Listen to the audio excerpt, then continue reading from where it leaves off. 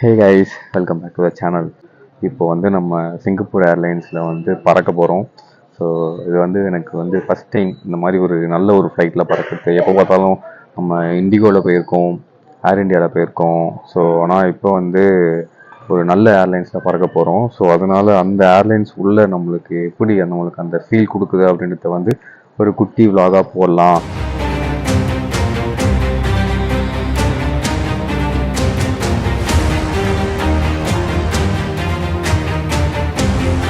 இந்த ஃப்ளைட் என்ன ரேட்டுக்கு புக் பண்ணேன் அப்படின்ட்டு நான் சொல்கிறேன். ஆனால் இதை வந்து சத்தியமாக நம்ப மாட்டீங்க. கமெண்ட் செக்ஷனில் வந்து கண்டிப்பாக வந்து கழுவி ஊற்றுறீங்க, இது போயிடான்னு சொல்லிட்டு. ஆனால் உண்மை என்னென்னா வந்து நான் 10,500 புக் பண்ணேன்.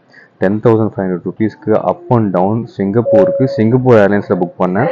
பட் ஆனால் அது உண்மையிலே வந்து ஒரு லக்கான ஒரு விஷயம் தான். அந்த ப்ரைஸ்க்கு வந்து நான் விசாரிச்ச வரலும் யாருக்கும் கிடைச்சதில்லை, நம்மளுக்கு கிடைச்சிருக்கு. ஸோ இது நம்மளுக்கு இன்க்ளூட்ஸ் வந்து என்னென்னு பார்த்தீங்கன்னா வந்து ஃபுட் இருக்குன்னு சொல்லிட்டு சொல்லியிருக்காங்க. ஸோ அதனால் அது பிரச்சனை கிடையாது. ஸோ ட்ராவல் டைம் பார்த்தீங்கன்னா வந்து கிட்டத்தட்ட 4 to 4.5 hours நினைக்கிறேன். ஸோ அதான் ட்ராவல் டைம். வீடு செக் போனேன். அப்பா என்னமோ நான் எனக்கே வந்து நான் ஏதாவது கடத்தி கொண்டு வந்துட்டணும், எனக்கே அப்படி ஒரு பயத்தை உருவாக்கிட்டாங்க. செகண்ட் டைம் இன்டர்நேஷ்னல் பறக்க போகிறோம்.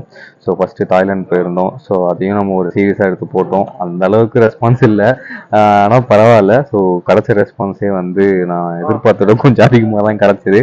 அது வரலும் ஒரு சந்தோஷம். நம்ம வந்து புதுசாக கேமராலாம் வாங்கியிருக்கோம். ஸோ அதனால் நிறைய எக்யூப்மெண்ட்ஸ் இருக்குது நம்மக்கிட்ட இந்த வாட்டி. ஸோ அதனால் இந்த வாட்டி விலாகை வந்து எந்த அளவுக்கு இன்ட்ரெஸ்டிங்காக என்னால் கொடுக்க முடியுமோ அந்த அளவுக்கு இன்ட்ரெஸ்டிங்காக கொடுக்கணும்னு ஆசைப்பட்றேன். ஃப்ளைட் டிக்கெட்ஸ்லாம் இப்போ கம்மியாக இருக்குது. So make use of it. இப்போ சிங்கப்பூர் ஏர்லைன்ஸ் உங்களுக்கு வந்து 11K 13Kக்குள்ளே கிடச்சிதுன்னா வந்து அப் அண்ட் டவுன் சொல்கிறேன், உங்களுக்கு வந்து அது சம பெரிய பிரேக்காக இருக்கும். முன்னாடியே புக் பண்ணுங்க, அப்போ தான் வந்து ட்ரிப்புக்கு போவீங்க. ஃப்ளைட் டிக்கெட் புக் பண்ணலாம், ட்ரிப்புக்கே போக மாட்டீங்க. ஸோ அதனால் முதல்ல ஃப்ளைட் டிக்கெட் புக் பண்ணுங்கள். ரொம்ப நேரம் பேசிட்டேன். ஸோ வாங்க நம்ம உள்ளே போய் எப்படி இருக்குன்றதை பார்ப்போம்.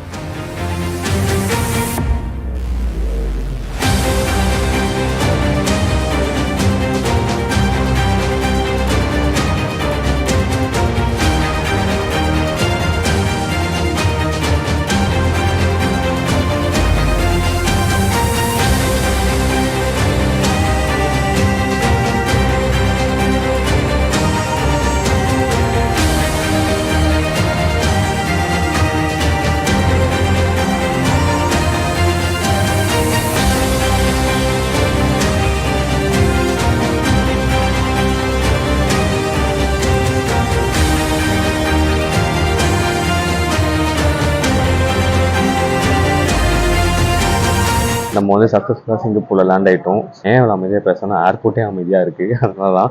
ஃப்ளைட் எக்ஸ்பீரியன்ஸ் வந்து பார்த்திங்கன்னா வந்து நான் இண்டிகோவில் போயிருக்கேன், ஏர் இண்டியா, தாய் ஏர் ஏஷியாவில் போயிருக்கேன். பட் ஆனால் அதை விட இது ஒரு குட் எக்ஸ்பீரியன்ஸ் கொடுத்துச்சு எனக்கு. ஏன்னா வந்து மெயினாக ஏர் ஹோஸ்டஸ் நல்லா இருந்தாங்க. ஃபுட் மெயினாக. ஸோ லைக் அந்த ஃபுட் பார்த்திங்கன்னா வந்து 2 வெரைட்டிஸ் கூட கேட்குறாங்க அவங்க. உங்களுக்கு மட்டன் டைப் காம்போ வேணுமா இல்லை ஃபிஷ் காம்போ வேணுமா சொல்லி கேட்குறாங்க. நீங்கள் அதை சூஸ் பண்ணிக்கலாம். கேக் ஒன்று கொடுக்குறாங்க, செம்ம சாஃப்டாக இருக்குது. பன்னு, அப்புறம் ஊறுகாய், தயிர், அப்புறம் தயிர் வடை சொல்லுவாங்க, தயிர் போண்டா. அண்ட் இன்னொரு முக்கியமான விஷயம், சரகு ஃப்ரீ.